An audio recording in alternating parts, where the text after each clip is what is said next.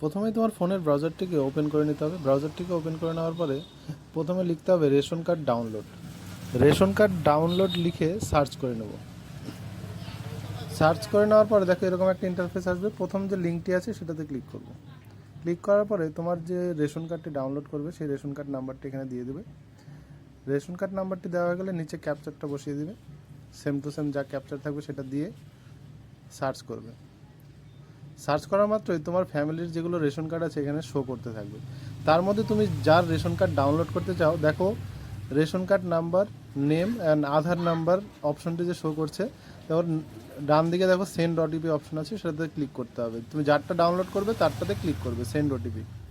তো send OTP click করার পরে দেখো একটা ওটিপি চলে আসবে ফোনে, সেই ওটিপিটা দিয়ে ভেরিফাই করতে হবে। ওটিপি চলে আসছে আমার।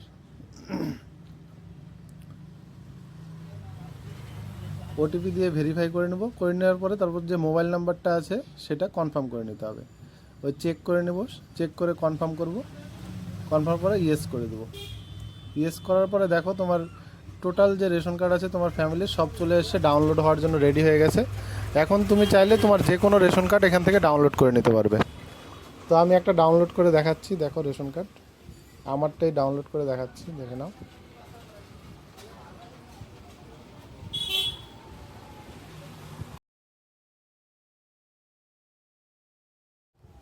দেখো রেশন কার্ডটি ডাউনলোড হয়ে গেল। তো ভিডিওটি ভালো লাগলে অবশ্যই লাইক কমেন্ট শেয়ার করতে ভুলো না।